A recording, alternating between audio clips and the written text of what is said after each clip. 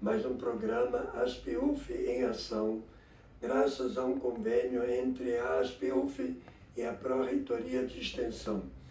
Estamos fazendo alguns programas sobre formação política, até motivados pelo ano eleitoral 2018. Agora, nesse momento, nosso programa será sobre formação política e militância. Para isso, trouxemos aqui a professora Maria Felisberta Batista da Trindade e o jovem Rafael Costa.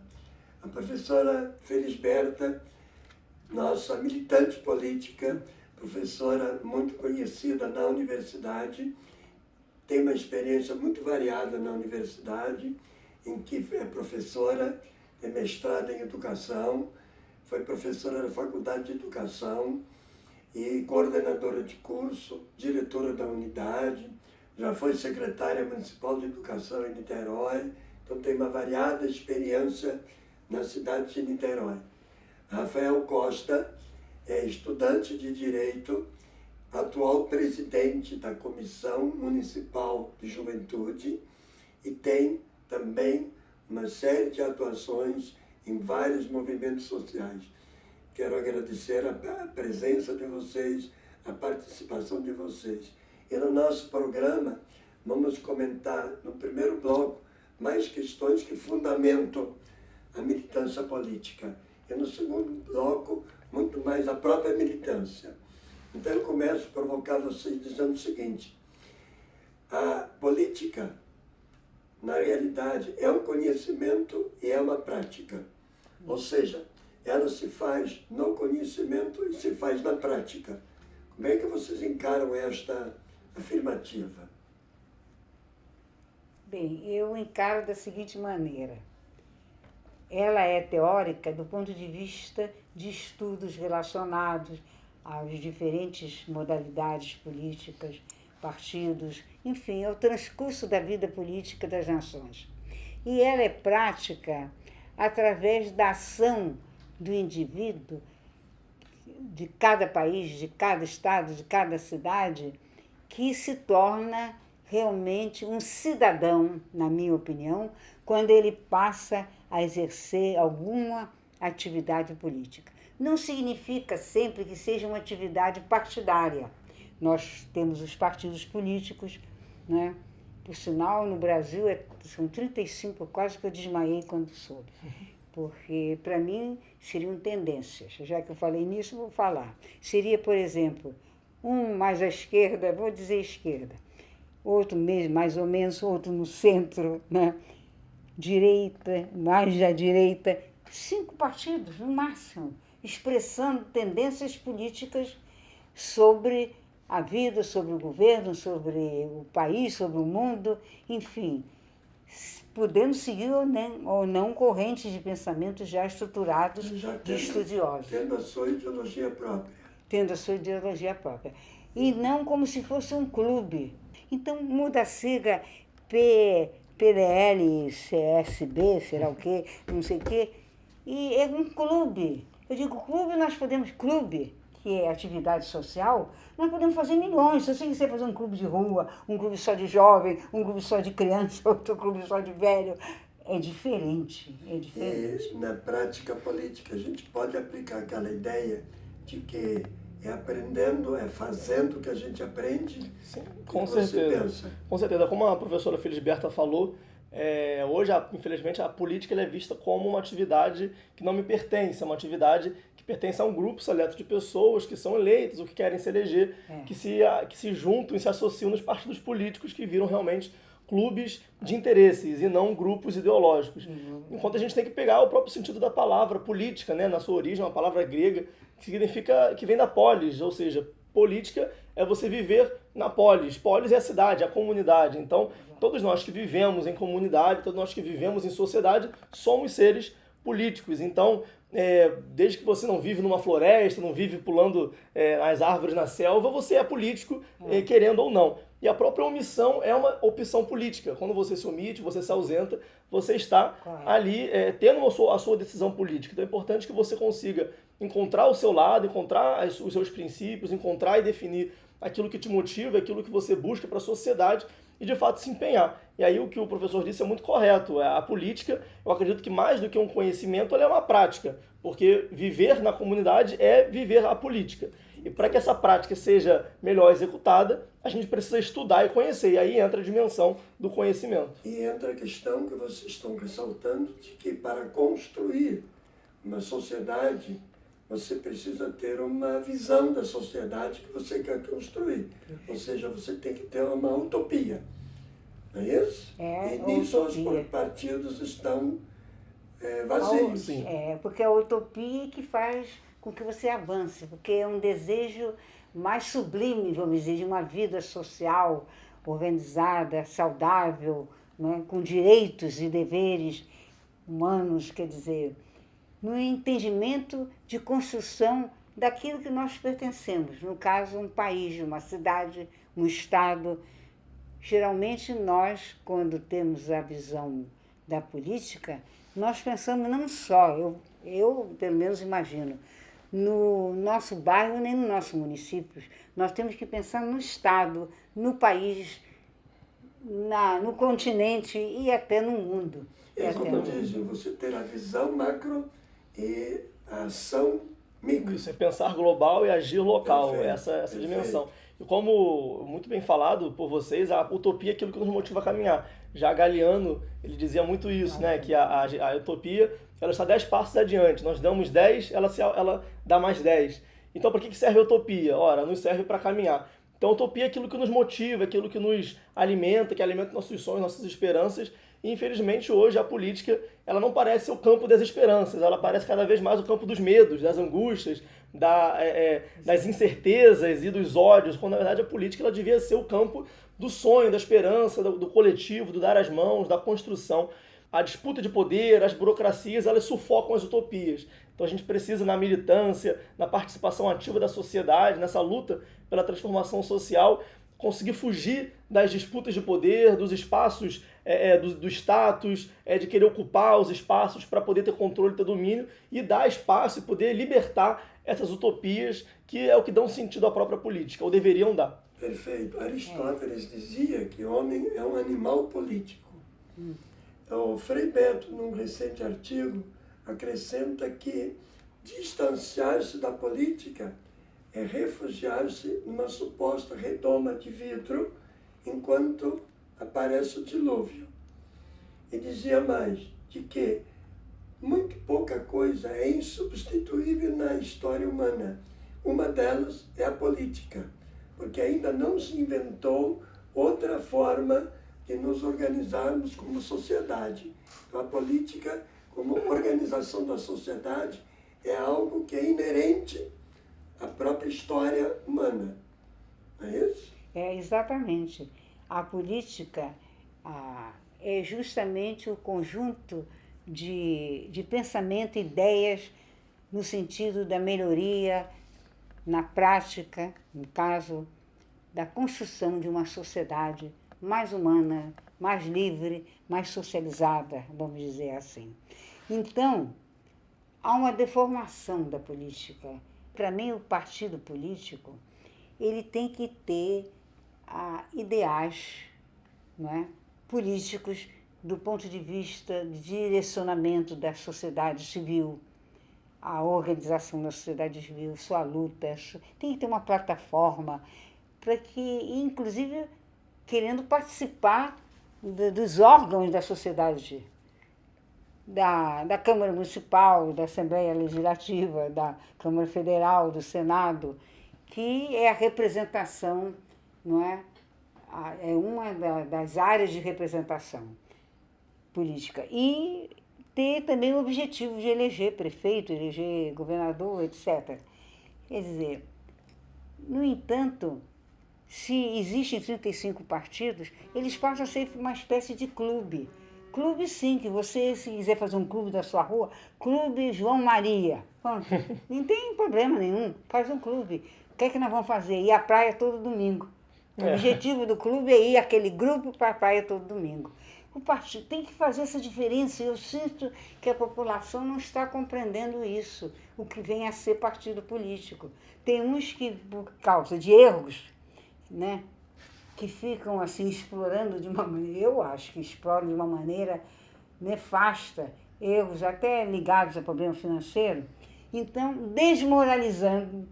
E a gente tem que ter clareza que estão querendo desmoralizar no país a política de propósito, sem mostrar o lado positivo da política, para ser fácil dirigir esse país de qualquer maneira. Sim, e com isso afastar cada vez mais a população do exercício político, né? Exatamente. E a gente percebe que no Brasil, até um fato histórico, uma construção histórica, há um distanciamento da população, da sociedade, dos espaços de decisão, dos espaços de participação. Até José Murilo de Carvalho tem um livro muito bom chamado A Cidadania no Brasil, onde ele coloca isso, que historicamente nós temos uma série de fragilidades da ideia da cidadania oferecida, a cidadania concedida, não a cidadania conquistada. Então, vários direitos que foram conquistados pelo povo, como, por exemplo, o direito ao voto, ou o direito das mulheres a votar e tantos outros, foram direitos conquistados pelos movimentos sociais, mas que dentro da narrativa histórica que se colocou, pareciam que eram presentes, benefícios do Estado. Então, há essa dimensão de um distanciamento da população. Até uma professora que diz que nós somos formados estadãos e não cidadãos. Sim, Estadãos no sentido de que parece que o direito de votar é um direito concedido pelo governante. E, na realidade, é um direito do cidadão, e aí se chamam dos direitos subjetivos. Sim. É um direito subjetivo de eu poder colocar o meu representante, porque o voto é a forma de você colocar um representante. Mas a nossa Constituição, no seu capítulo 1º, diz, inclusive, de que o povo é soberano no exercício dos seus direitos e na Constituição.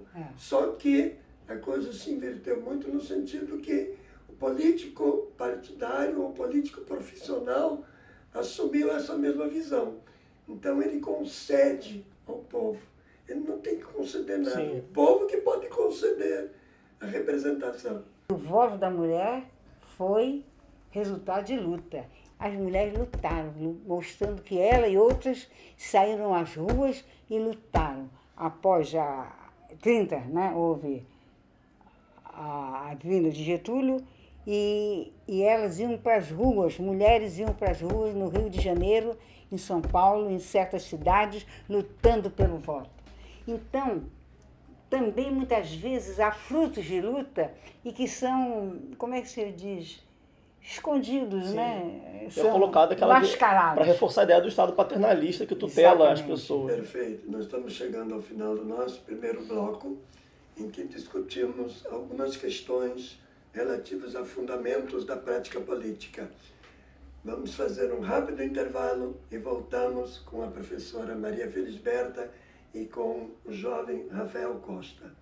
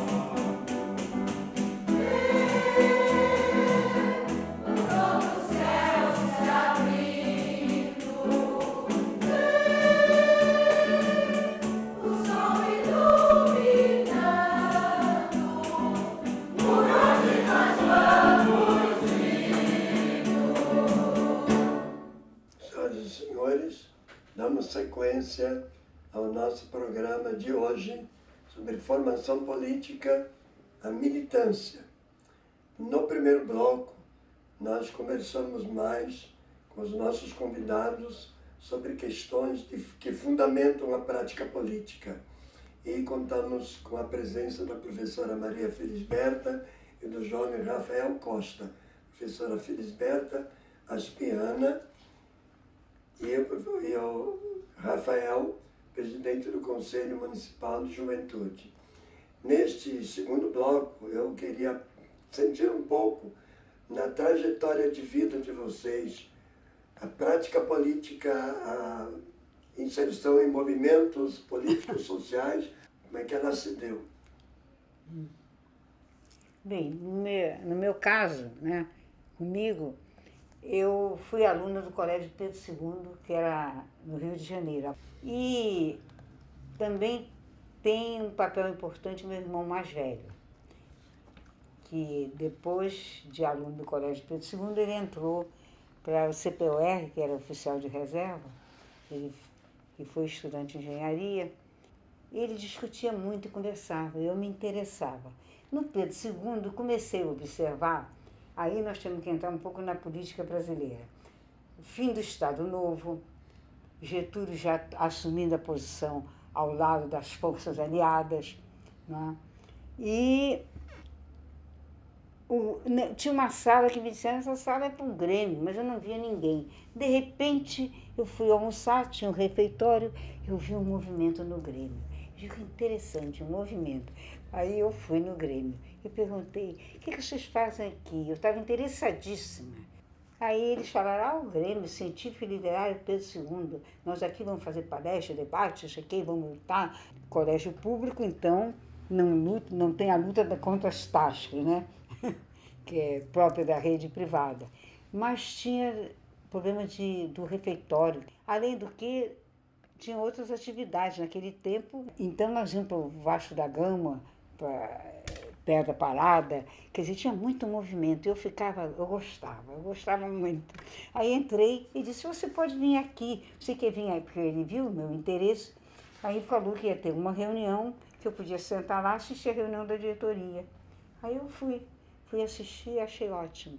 Aí perguntei quem não era da diretoria, o que podia fazer. Entrar para sócio, fazer alguma coisa.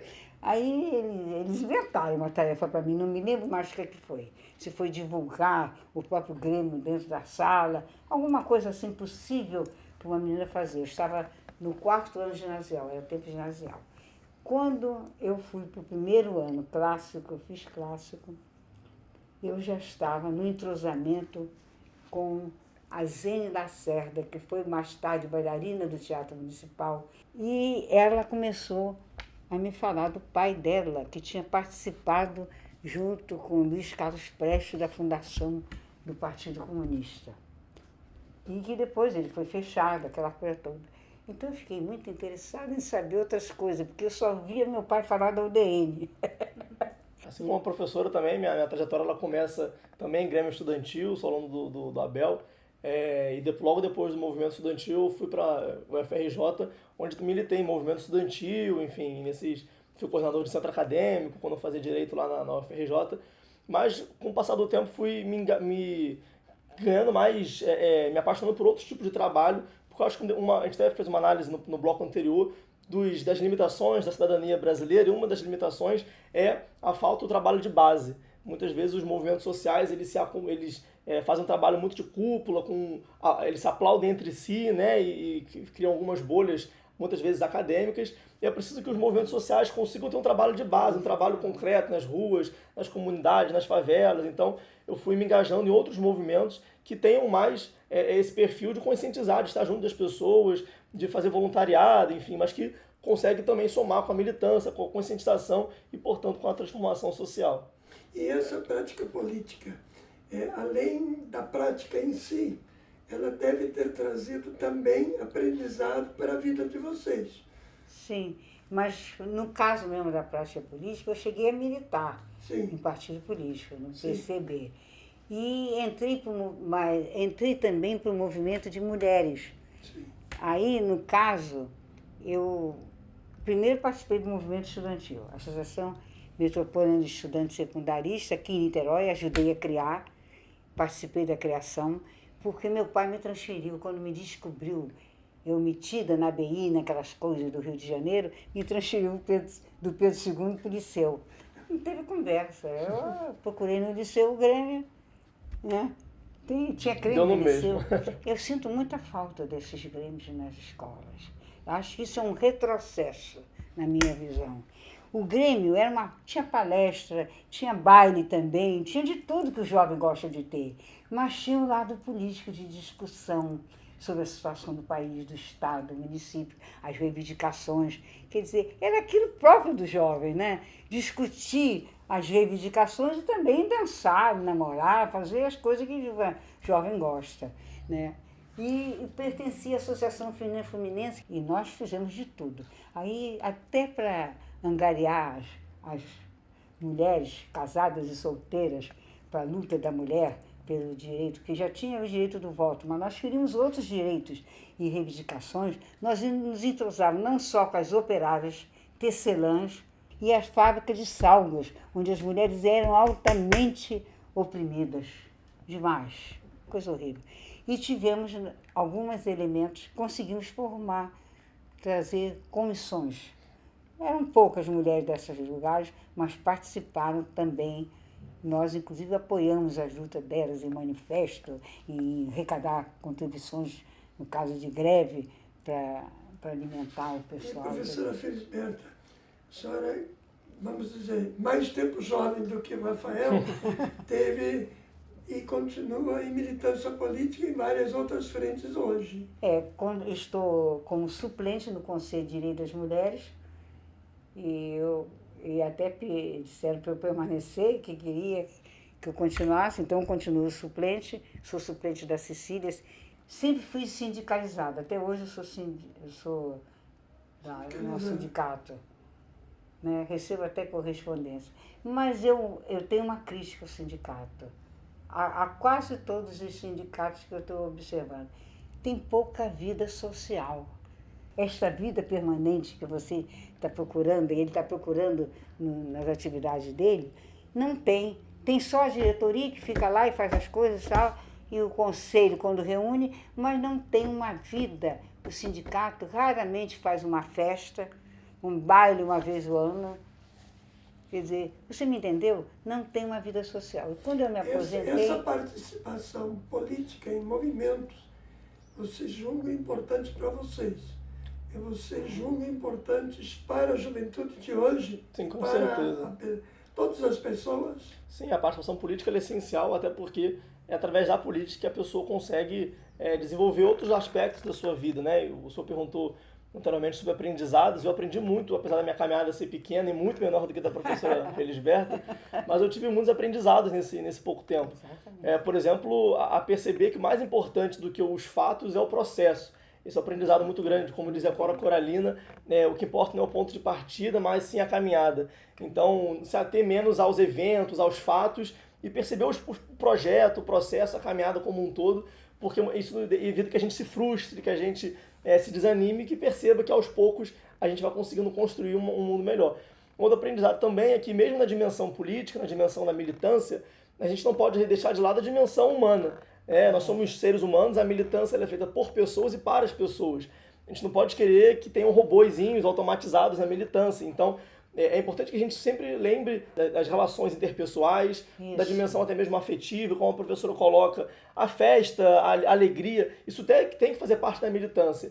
E muitas vezes os movimentos sociais, os sindicatos, outras organizações, elas não cultivam essa dimensão interpessoal na sua prática de militância, justamente para poder afastar as pessoas, justamente para que esses movimentos sejam cada vez mais circunscritos a pequenos grupos de elite, ao movimento de cúpula, às pequenas diretorias que vão tomando conta daquele poder. E as pessoas simples do dia a dia não se sentem à vontade naqueles espaços. Agora, quando esses movimentos eles conseguem vivenciar e cultivar essa dimensão interpessoal, as pessoas vão se sentindo cada vez mais à vontade e interessadas em participar, em querer mudar a sua própria realidade. Eu tenho certeza que muitos fatos, muitos relatos de militância política não cabem no espaço curto que nós temos aqui, especialmente da professora Felisberta. Mas a mensagem essencial nós estamos tentando levar para todos os que nos estão acompanhando. Então, eu deixaria um instante, se vocês quiserem dar essa mensagem mais direta sobre a importância da militância enquanto formação política. Eu, quando vim, cheguei aqui e me chamaram para o almoço. E eu adorei, achei ótimo. Daqui a pouquinho me chamaram para uma palestra. Então, eu estava comentando isso, que o sindicato, ele só sobrevive nos momentos de luta de greve, de luta mais, vamos dizer, no nível mais, e não desse cotidiano que é necessário. Com Quer certeza. dizer, em qualquer tipo de organização tem que funcionar assim, tendo um cotidiano de ação. Isso, aí que a mensagem final seja essa. Não se deixem vencer pelo medo, não se deixem vencer pela desesperança, que elas consigam entrar na política até para cada vez ter menos politicagem, porque a politicagem, ela a ausência das pessoas, ela é terreno fértil para a politicagem. Quanto mais gente estiver na política, eu falo política partidária, política de movimento estudantil, política de organizações, de sindicatos, movimentos sociais, todos os tipos de política possível. Enquanto mais pessoas comuns, simples, sem interesses pessoais estiverem na política, mais vai sufocar as politicagens e cada vez mais a política vai ser uma experiência positiva de transformação social. Bem, então, é importante que a gente se empenhe. Nós estamos chegando ao final do nosso programa. Quero agradecer muito a professora Maria Felisberto Batista da Trindade e ao jovem Rafael Costa de terem participado conosco, participando um pouco da vida, da experiência como formação política. Muito obrigado. Podem acessar os nossos programas da ASPIUF pelo site que está na tela. Liguem para nós também pelo telefone, que também está na tela, e mantenham-se em contato com a ASPIUF para acompanhar este programa e outros. Muito obrigado.